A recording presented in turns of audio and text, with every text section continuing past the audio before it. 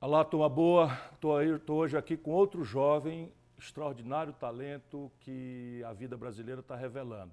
Só por isso, porque a gente tem um momento aí meio depressivo para todo mundo, mas não há razão para isso. O Brasil é um dos países mais pródigos, mais generosos, quando se dá a oportunidade de produzir inteligência sofisticada, qualificação.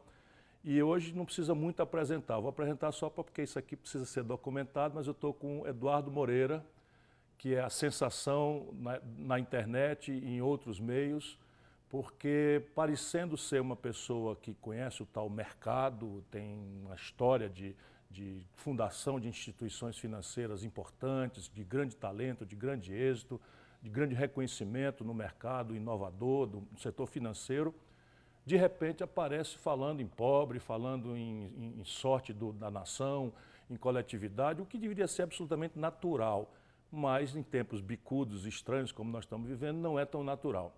O Eduardo é uma pessoa que tem 43 anos de idade apenas, olha, vocês veem o futuro extraordinário que tem pela frente.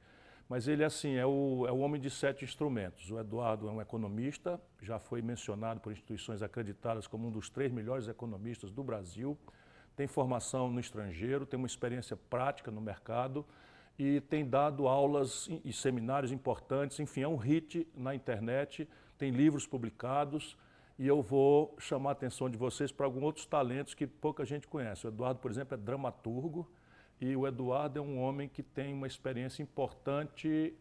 Vamos começar a entrevista. Eduardo, você como homem do mercado, você que conhece como é que funciona a taxa de juros, produtos, os derivativos, me diga e diga para o nosso telespectador, se assim posso chamar, é possível treinar um cavalo sem maltratar? É possível treinar um cavalo chucro, bonito, valentão e fazê-lo aceitar comandos sem maltratar, sem dar chicote, sem bater? Em primeiro lugar, muito obrigado pelo convite para participar aqui do programa. Tenho uma admiração enorme aí pela sua história e pela sua capacidade de diagnosticar os problemas que a gente tem nesse país. E só te contar antes uma história de 2 minutos engraçada, né? Toda essa história de internet, etc., começou quando eu escrevi o meu último livro, que era O que os Donos do Poder... Escritor com vários livros publicados. O penúltimo, né? O último foi agora lançado, Desigualdades, mas o penúltimo é O que os Donos do Poder não querem que você saiba. E era um livro que era meio que um choque, um cara do mercado financeiro meio que abrindo essa caixa de Pandora, mostrando, né, como é que o mercado financeiro, através da desinformação em massa, fazia o que é, na prática, uma escravidão financeira como uma parte da população brasileira. E aí o livro é lançado, fica em primeiro lugar ali no ranking da Folha, de todos os livros do Brasil, e me chamam para uma entrevista numa rádio conhecida por ser uma rádio muito conservadora, uma rádio muito de direita. E aí eu me preparo completamente para poder entrar num embate ali entre um pensamento mais progressista, o pensamento do livro, e o pensamento super de direita, o pensamento da rádio. Uma semana como se eu fosse fazer um vestibular, e aí eu chego lá pronto para um debate presidencial, candidato à presidência, se tivessem todos ali para debater comigo. E aí quando eu chego, o cara começa a entrevista falando assim, Eduardo, vem cá, como é que se faz essa doma de cavalos? Eu falo, não é para isso que eu estudei uma semana, com os dados todos na cabeça. Aí no primeiro desvio, na primeira possibilidade, eu levei a conversa para a questão dos bancos. Não se preocupe que você vai, a gente vai para lá. Você vai para lá. Mas é porque eu quero... Mas essa questão dos cavalos é interessante porque isso foi uma técnica desenvolvida por um americano chamado Monty Roberts, uma pessoa que tem um histórico familiar muito rico, assim, né? Não necessariamente muito feliz. Foi um cara que até 12 anos de idade teve 72 ossos do corpo quebrados pela violência do pai, que batia muito nele. O pai era domador também de cavalos. E você imagina alguém que trata assim o filho, né, como trata os cavalos.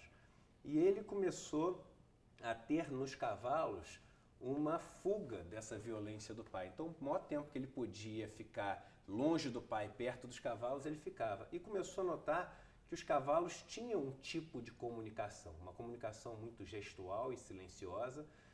Haja visto que você tem 2 tipos de animais, as presas e predadores, né? Ou como se chama na linguagem que estuda isso, que é a etologia, a ciência do comportamento animal, the fighting animals and the flying animals, os animais lutadores e os animais voadores. E os animais voadores, aqueles que fogem, eles têm uma linguagem que é uma linguagem muito silenciosa, porque se eles fazem barulho, eles chamam a atenção das presas e as presas vão lá e oferecem perigo a eles. Então ele começou a notar essa linguagem gestual e comportamental dos cavalos e falou o seguinte: será que se eu replicar essa linguagem, esse comportamento, eu vou ser aceito? E aí fez isso e viu que ele era aceito como membro do grupo e conseguiu transformar aquele processo de doma, que demorava 4, 6 semanas com muita violência, em algo que ele conseguia fazer a primeira pessoa montar no cavalo sem usar violência nenhuma em menos de meia hora. Isso foi absolutamente revolucionário. E, alegoricamente, isso trouxe também uma mensagem de que a comunicação sem violência, uma comunicação baseada na confiança, uma comunicação baseada na empatia, ou seja, na compreensão da dor do outro. A palavra empatia vem do grego, empates, dentro do sofrimento, patis quer dizer sofrimento, né?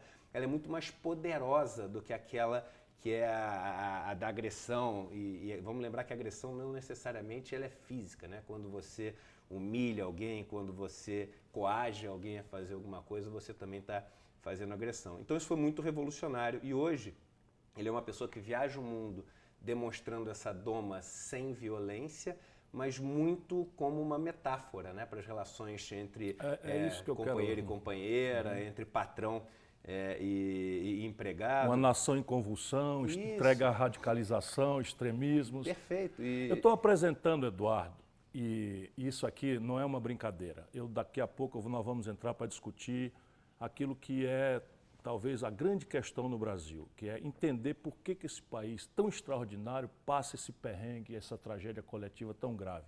Mas é muito importante que a gente conheça o homem que está aqui. Ele tem um livro sobre como tratar cavalos e treiná-los sem violência, e esse livro teve um sucesso tal que ele recebeu da Rainha da Inglaterra, lá na Inglaterra, no Palácio da Rainha, uma das grandes comendas inglesas para figuras extraordinárias do mundo. E eu estou só ainda apresentando. Então tá bom, não vamos mais falar de cavalo, você já me botou aí quase do lado da turma da Jovem Pan, você não falou por aí. Então eu vou falar de coisa séria. Nunca faria isso. Como é, vamos falar de coisa séria, como é escrever um livro para criança? Como é que a Branca de Neve se relaciona com o Zangado? É verdade. É dramaturgo também, é roteirista, formado nos Estados Unidos, numa das escolas mais sofisticadas de cinema do mundo, e escreveu um livro que também é best-seller para criança, que chama Branca de Neve e o Zangado. Isso, é um criança, é um musical? É um musical infantil, eu escrevi as músicas também desse musical. E eu escrevi, a minha esposa tinha acabado de fazer uma novela que fez muito sucesso na televisão, minha esposa Juliana Baroni, que foi Paquita, está até no ar com uma novela infantil chamada Cúmplices de um Resgate, que está passando no SBT.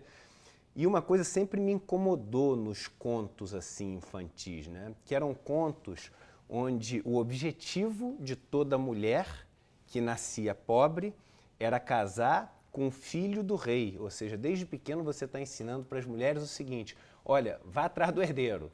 E isso no mundo de hoje é aquela história que eu via quando eu estava no colégio, né?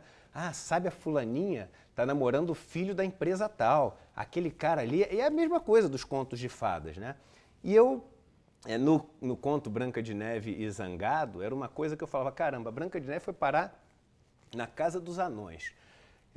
O caçador tentando matar. Eles salvam ela do caçador, salvam ela várias vezes da rainha, se tornam amigos dela, aí de repente chega um cara que ela nunca viu na vida, ela está desmaiada, ele tira um pedaço da maçã, porque o original dos irmãos Green é isso, ela engasga com um pedaço da maçã, não é envenenada. Aí tira um pedaço da maçã, ela olha pro cara e casa com o cara, não sabe quem é o cara, se ele tem bafo, se ele é mau, não sabe nada da história do cara. Eu falei, não, vou fazer uma outra peça. E aí resolvi fazer a peça, era com um anão só, até porque no elenco só tinha uma pessoa para poder fazer o papel do anão, que era o Giovanni, que faz Cúmplice de um Resgate, um ator excepcional. E eu falei, tem que ser o Zangado. Por quê? Porque os outros ficaram de saco cheio do Zangado, do mau humor dele, foi todo mundo embora, ninguém aguentou o mau humor dele. E aí quando a Branca de Neve chega, ela começa a quebrar esse mau humor dele com toda aquela leveza dela, com toda aquela simpatia dela, e ele salva ela com essa coragem toda que o Zangado tem. E eles vão se tornando melhores amigos. E aí quando acontece a cena ali do príncipe salvar ela, o príncipe chama ela, convida ela para se casar com ele, o rei dá a mão dela em casamento, e na hora de se casar, aí você vai se lembrar disso, ela pega, olha pro